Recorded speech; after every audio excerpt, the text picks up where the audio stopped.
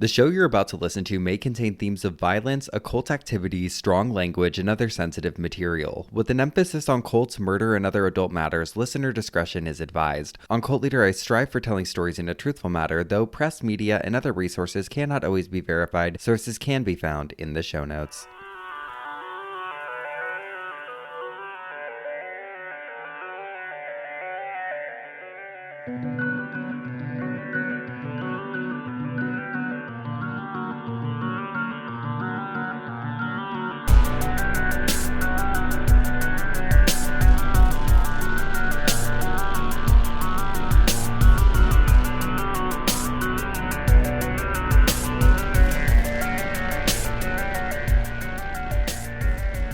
Hello and welcome back to Cult Leader. I'm your Cult Leader, Spencer Henry, and this week we are going to be discussing one of the most gruesome moidas in Canadian history. And if you're listening to this on a bus, maybe even a plane, and any sort of public transportation right now, take one of your AirPods out. You got to be aware of your surroundings, my precious cult babes.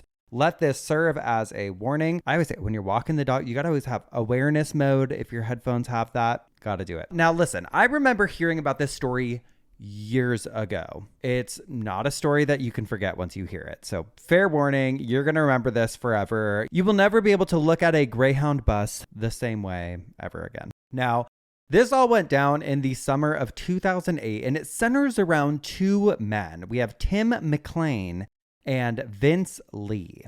The victim, the monster. I think this case is a really interesting one. That's why I wanted to talk about it today, because the aftermath is extremely controversial, and I have my own opinions, which of course I'll share.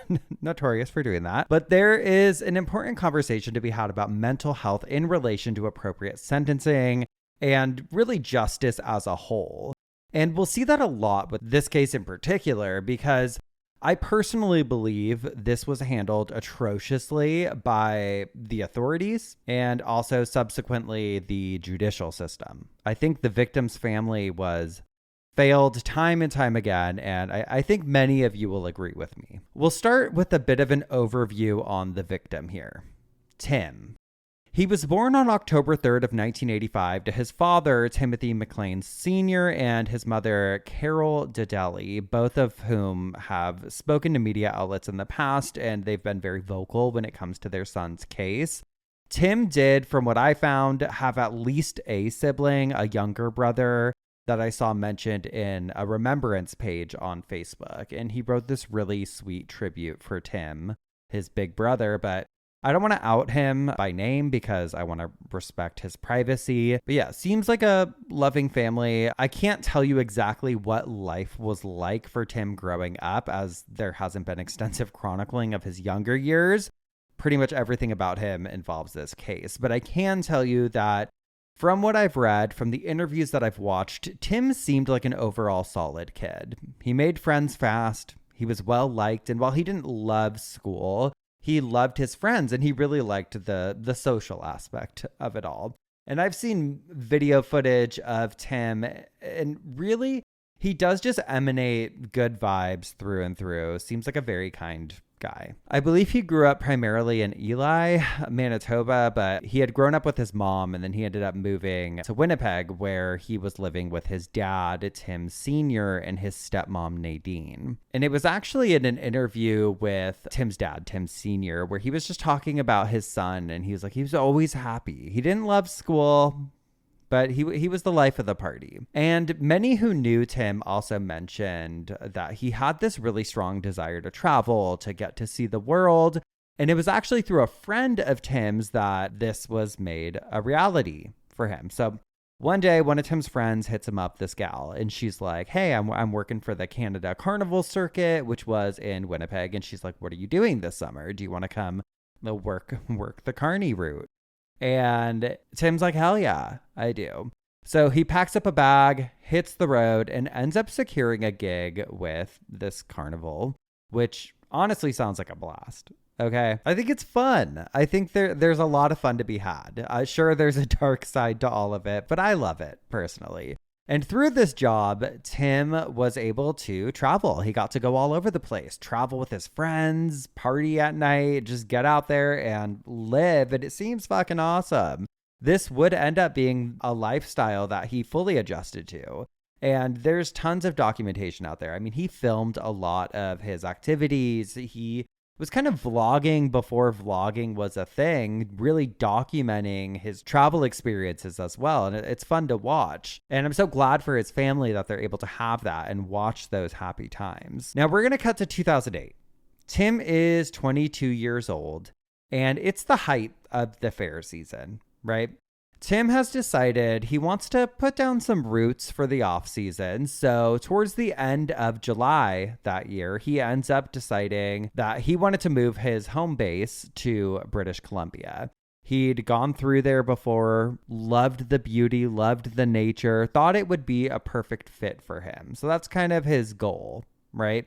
He ends up getting a bus ticket to go back to Winnipeg and start packing up his belongings there. And from what I've read, I don't think he was quite done with the carnival season, but he was taking a week off to gather his belongings and make this move to British Columbia. BC, I keep seeing it abbreviated to, but I don't know if that's, I'm not Canadian, okay? I don't know. I'm not cultured. I'm like, is it cringy to say BC? Is it like when people call San Francisco like Frisco or San Fran? Maybe. Anyway, it later came out that some of Tim's friends had actually offered to get him a flight from Edmonton to Winnipeg because it's fucking far. But Tim was like, no, I'm good. I'll just take the bus. He was used to traveling via Greyhound, so for him, it's no big deal.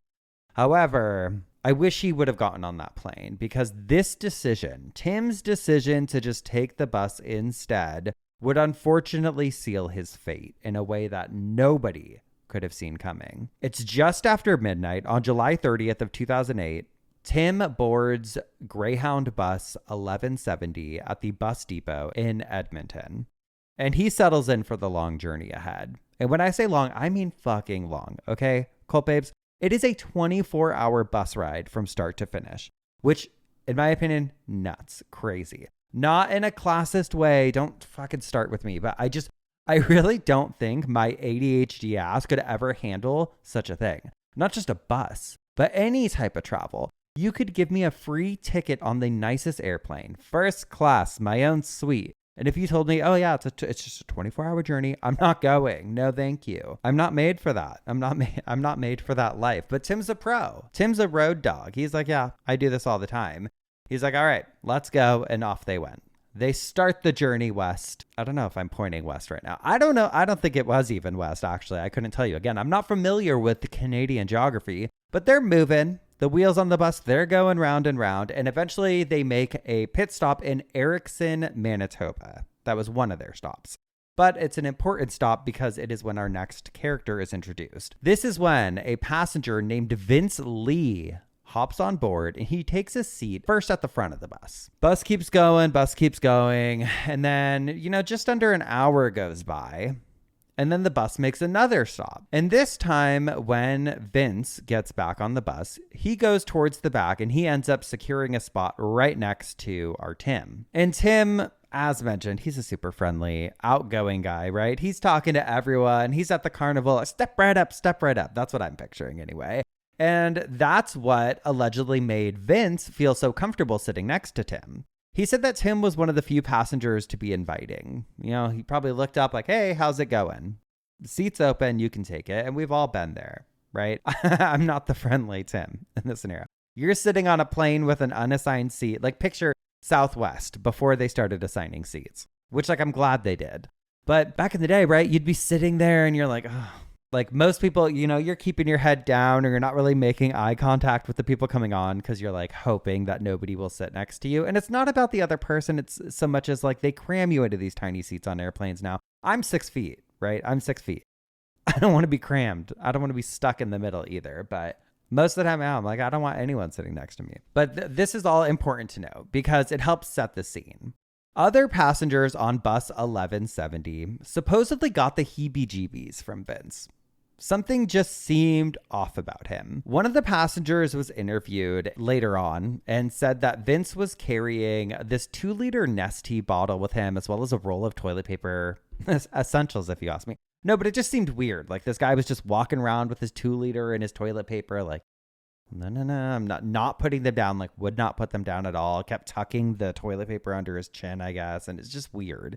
He was giving weird vibes, but nobody had to worry, right? Because Vince took his seat next to Tim. And I think at that point, most of the people on that damn bus were already ready to get off. Like they'd been on this sucker for hours. The bus starts moving again. Everyone settles in. Some people start nodding off. The movie Zorro is playing on those little bus screens throughout the vehicle. And Tim was positioned like he was sitting in a window seat and his headphones were blocking out the road noise. He kind of nods off to sleep again. His head's against the window, hoping to probably sleep off the last couple of hours before making it to their final destination. But unfortunately, Tim would never make it to the final stop.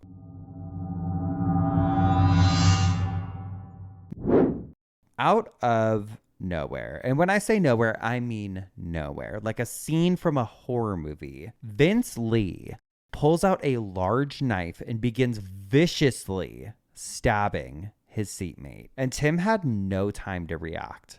He was helplessly shoved between his seat and the window as this madman sitting next to him just mercilessly stabbed him over and over and over again. Deep, deep wounds to his neck, his upper torso, his chest. He didn't stand a chance. He'd been caught so off guard. I mean, nobody expects that, right? Someone to just fucking lose it. And mind you, oh, well, maybe I would. I'm always paranoid about anyone, anywhere. But mind you, this is a bus full of people, okay? I think there were 37 passengers on that bus, including Vince and Tim. And one of the guys who was sitting directly across from them looks over because he hears a scream. He hears Tim scream. And when he looks over, he sees Vince plunging the knife into Tim's neck. Like, how do you ever unsee that? I cannot imagine. That poor guy. That man, Stephen Allison was his name. He runs up the walkway towards the driver and screams, "Pull over. You need to pull over right now. We need to get off the bus." The driver pulls off to the side of the road. I believe they were on what's called the Trans-Canada Highway. Probably runs very long, but they were somewhere on that highway. And as the bus comes to a halt, it's a madhouse. People are like shoving past each other. Some of them horrified, obviously, by what was happening. But some people are just, they don't know what's happening, right? They're sitting in a different area of the bus. They're just waking up like, what the hell is going on? Everyone's trying to get off. And it's terrifying. It's a nightmare situation. For that passenger who had alerted the bus driver and had seen the stabbing, this was a nightmare for him, especially because his wife, alongside another passenger and a child, were stuck behind Tim and Vince. They were sitting behind them at the back of the bus, but they were able to safely exit as Vince just seemed hyper-focused on attacking Tim. Again, for no reason. No words were exchanged, nothing. So now, this bus is on the side of the road and everyone, including the driver, have hopped off. The only two passengers that remained inside of the vehicle are Vince Lee and Tim McLean. And at this point, I believe Tim had already succumbed to his stab wounds. All right, I believe he had passed away. But it's just devastating. I mean, a horrific death. And the trauma that everybody there collectively experienced that night. Like I said, it feels just like a horror movie. All of these people are now standing outside of the bus, helplessly watching as Vince Lee continues to violently stab Tim. Within minutes of the bus pulling over to the side of the road, a trucker named Chris Alguire is driving along that stretch of road when he sees the bus. He's driving down the highway. He sees the bus off to the side, right? And he sees there's like a crowd of people with just fear in their eyes running around the sides of the bus. And he pulls over to help them because a woman had walked towards the road and she was like waving him down. She's like, somebody is being stabbed on that bus. Someone is being stabbed on the bus. We need help. And so Chris, he thinks quick. He runs around to the back of his truck. He picks up a large steel bar. And then alongside another male passenger, they walk onto the bus. They walk through the door and they look towards the back. And Vince is just staring at them with no expression, just a dead look in his eyes. He doesn't look angry. He's not rage fueled. He's not screaming. He's calm. Like what he was doing wasn't fucking insane. Like he hadn't just stabbed this poor man to death in front of all these people. And he's not done yet. Vince then proceeds to hold the knife to Tim's throat and fully decapitates him. As he makes the last stroke of the knife, he pulls Tim's head away from his body and holds it up like a trophy, some eyewitnesses said. It's truly so gnarly. It's so gnarly. With the head in one hand, knife in the other, Vince stands up from his kneeling position and he begins to walk towards the front of the bus. That's where Chris and the other dude were. And they're like, well, see ya. Chris said that Vince was just looking at him in the eyes as he was holding the head and the knife. They hop off. They're like, we're getting the fuck out of here. But they decide, they might not be able to take Vince down, but they can sure try their damnedest to make sure he doesn't get off that bus and hurt anyone else. So using the steel bar, they're able to barricade him inside of the bus, and they just stood there. Again, Vince is just staring at them. No expression. I mean, it sends chills down my spine. It is horrifying. Mind you, right, during all of this, there's still all of these people standing outside. It's a bus. There's windows fucking everywhere. They're just staring, watching this unfold. They couldn't look away, just fixated on what's happening inside of that bus. Watching this deranged lunatic holding up a human head, nonchalantly walking it up and down the aisleway. Witnesses say he was just walking up and down, back and forth, holding up Tim's head, showing it to them. I'm pretty desensitized.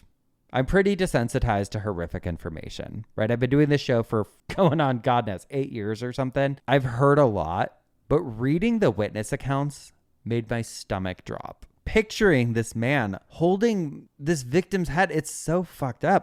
And here's where it gets even crazier, you guys. So the police show up, or their version of police. I forget what they're called. They show up around 9 p.m. And what would you imagine that to look like, babes? Like, hey, put down the head. Come out with your hands up. You'd fucking think. But they took no action. And for the next 4 hours, you heard me, 4 hours, the cops stood alongside the passengers while Vince continued to desecrate Tim McLean's corpse. There's chilling audio. I watched one documentary, I believe it was from CBC, but you can hear the police radios where they're giving a play-by-play, talking about how Vince was now ripping pieces of Tim's flesh off and eating it. Full-on cannibalism for hours. This takes place. And during that time, Vince not only ate bits of flesh from Tim's body, he took out and chewed up Tim's eyeballs. He ate part of his heart. I mean, just absolutely monstrous. Meanwhile, the authorities are essentially standing by while this is happening. Like, they're not stopping it physically, at least. I don't know what they were saying, but at this point, there's a full-on SWAT team there. And I think everyone was like, do something. I saw an interview with Chris Alguire, the truck driver, and he was like, I walked up to one of the SWAT guys who had his big old gun out, and I was like, shoot him.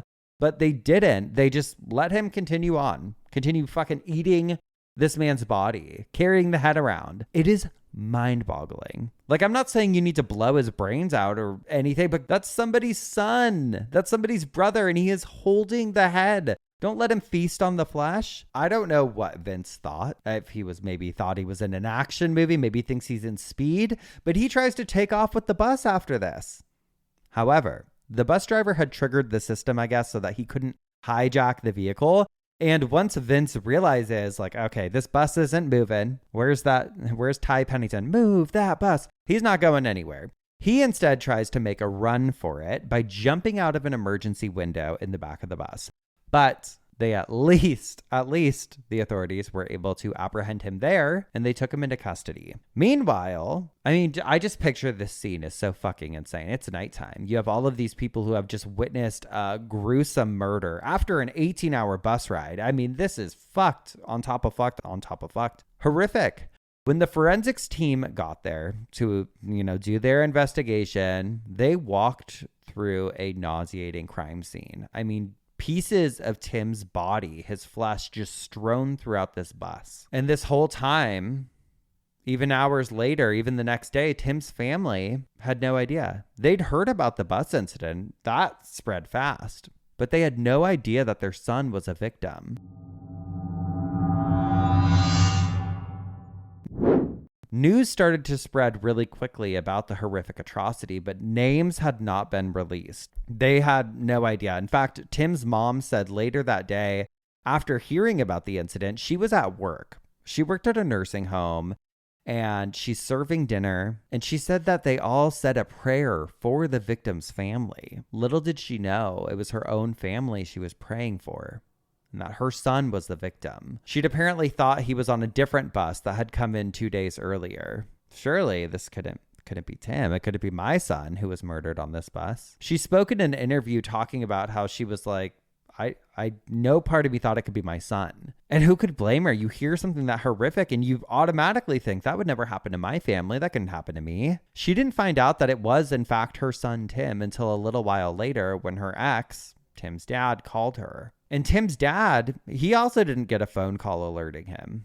That night, he had gone out to pick up some takeout. And when he got back to his house, I guess some of Tim's friends were out there and they asked him, did you hear what happened to Tim? And when Tim Sr. responded that he hadn't heard anything, they brought him inside and showed him the news articles. Shocked, gutted, he calls his ex and tells her. And she felt sick. Tim's mom said she ran. She got the call, I think, around 7:30. And she ran outside thinking she was going to be sick and throw up. But she was just screaming, no. Heart-wrenching. It's one thing to, it's horrific. There's nothing sadder in the world, I think, than losing your child. But to lose them in such a grotesque manner is just unfathomable. For no reason. This was not a targeted attack. This was completely at random. Tim's family gave him a very thoughtful burial in Winnipeg, but they certainly were not at peace. They wanted justice for their son. They wanted justice for the way the police just sat by while he was quite literally torn to pieces. But they'd have to wait months for any sense of justice. It wasn't until March of 2009 that Vince Lee's trial would begin. And what unfolded was just plain bizarre. When he was asked why he committed such a horrific act, Vince's reasoning was that God told him to do it. He said he had a prophetic vision that Tim was an alien who needed to be destroyed, like an alien invader or something. It's like, oh, okay. Okay, sir, that sounds good. You're free to go. That's kind of what happened here. He was pleading not criminally responsible on account of medical disorder. And essentially that's like, yes, I did it, but I wasn't, mentally able to comprehend what was happening at the time. And this was at the suggestion, I believe, of Dr. Stanley Yarin, who stated to the court that Vince's schizophrenia rendered him inculpable. And there's a lot of information that came out during the trial that served as, I guess you would say, evidence to support this, like evidentiary findings of Vince's mental health history. There's a bit of a paper trail there. Vince had been diagnosed with schizophrenia prior to the murder. That's also important pertaining to the trial. Vince had suffered his entire life with cognitive issues and an onslaught of developmental delays. And supposedly he didn't even start elementary school until he was 9 years old. I read that he didn't walk until he was around 5. But he did make up for lost time later on in life. At 19, he was studying automotive engineering. He graduated with his bachelor's in 1992. And overall, it seemed like school-wise that he eventually assimilated and had a pretty easy time learning. Throughout the mid to late 90s, Vince worked as a computer software engineer in Beijing, and he was actually working at a software factory when he met his wife, Anna. In June of 2001, Vince immigrated to Canada through a skilled worker program and took on various odd jobs over the next couple of years. Anna did as well. She was mainly waitressing, I think, while Vince was working as a forklift operator. He worked a ton of different odd jobs. Like he didn't last long. Okay. One of the jobs that he briefly worked at in Canada is probably the most important to this story because this was at a church. And I think he was like a janitor there, and it was called Grant Memorial. And this is where he allegedly became a Christian after he heard the voice of God. And it was there at that church, allegedly, that he started having these vocal prophecies. You know, he was told he was the third story in the Bible and that he was going to save the human race from alien invaders. And instead of taking that and doing what others have done, like starting a cult, right? Easy to start an alien cult, easy. Vince instead is just slowly losing his all sense of reality. Apparently, regularly, he would go on these missions on foot and by bus to look for these alien invaders, or because these voices from God were telling him to do it. These delusions were later determined to likely be due to his schizophrenia. But to Vince, they were real. He was hearing God. In 2005, Vince takes off on one of his missions, and he ends up in a psychiatric ward, which is where I think he was first diagnosed with schizophrenia. So again, that's in 2005. And after checking out against medical advice, he called Anna, his wife, and asked if she could fly him back to Dandong to see his family. And he went, but he was only there for a few days. I guess Anna came out to try and be the supportive wife, but ended up filing for divorce when she could see that clearly Vince was on a path that was not changing. Okay, there was no upward trajectory, but they still were on and off for a while after this, and I'll explain. But she's probably like, goes out there, maybe he's talking his mumbo jumbo. She's like, Lord, he's talking to the aliens again. He's talking to the aliens again. I'm out of here. So she leaves. Vince ends up going back to Canada, this time to Toronto. And I guess he was calling Anna after this all the time. Like, I miss you. I'm so sorry. Like, I want to be better. I can't find work. And she feels bad. So she starts sending him money. She also knows he's just mentally unwell. So she actually lets him come to Winnipeg, or orchestrates that, lets him stay with her while he gets back on his feet. And then a few months later, he takes off and goes to Edmonton, where he was briefly living in his car. She was still sending him money, trying to help him out. Well, eventually, they get back together. That is in 2007. And for a brief period of time, things seem to actually be going well. Like, it's looking promising for their relationship. Vince wasn't talking so crazy. He had a job at the Walmart and also as a delivery guy. But then few months later, June of 2008, he goes on another bender. After he's fired from Walmart for getting into it with another employee, he flies back to China, where his parents were. And then a few days later, he goes back to Canada. On July 24th of 2008, Anna comes home one day and she finds a note on the table from Vince that read, "Don't look for me.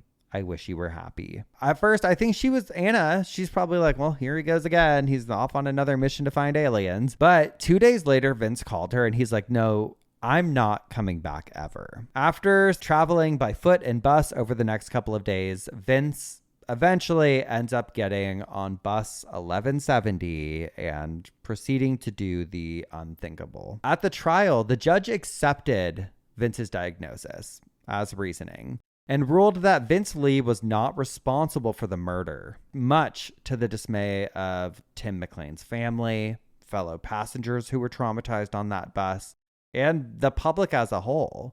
But the gavel was slammed, and Vince was sent to the Selkirk Mental Health Center in Manitoba. And less than a year later, in June of 2010, Vince was granted supervised outdoor walks. The following year, it was reported that Vince had responded so well to treatment that doctors decided he should receive more freedoms. Some time goes by, and then Vince is granted temporary day passes to go into the city. And then in 2015, he's released from the hospital into the care of a group home. In February of 2016, Vince Lee changed his name to Will Lee Baker. And in February of 2017, less than 10 years after decapitating an innocent victim, Vince, or Will, was granted an absolute discharge, which is, in my opinion, so irresponsible. This was not the court's only option. They could have implemented some sort of structure. They could have mandated future counseling, future check-ins, but nope, free to go like nothing happened. Understandably, this was extremely upsetting to Tim's family. I'm not arguing the fact that Vince was suffering from an episode or the fact that it's verified he suffers from schizophrenia. He was not, in my opinion, in the court's opinion, in the right state of mind when this happened, but he brutally murdered a stranger, an innocent stranger. If it was my family member, I would personally not feel safe with him out and about, unrestricted, with nobody checking in on him, unsupervised, just free to go. He had years of prior behavior that is concerning. This wasn't like a singular isolated instance. I don't know. I think he should be monitored. And there's plenty of people out there who disagree. There's going to be some of you listening who disagree with me, Spencer. What do you want him to do? Many have been very vocal that he was not mentally in control. And again, I don't negate that whatsoever, nor do I want to sound like I lack empathy for somebody suffering from such severe mental illness. I surely have a lot of empathy. I mean, he has to live with that for the rest of his life, something he did when he was at his worst. But Tim didn't get that grace. He didn't get to go out and live his life. He didn't get to get married. He didn't get to see his son grow up. Did I mention he had a girlfriend at the time he was murdered? Yeah. And that girlfriend was pregnant.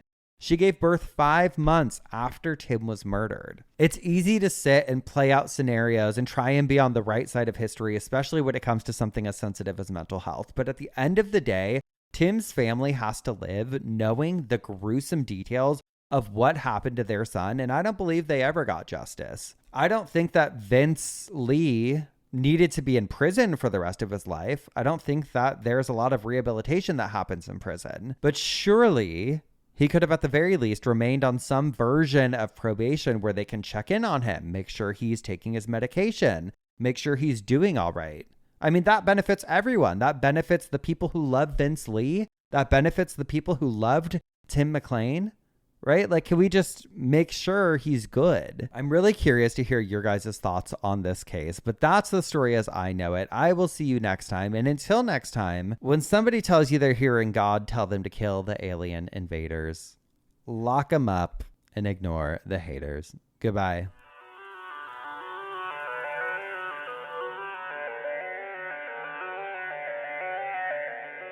Thank you.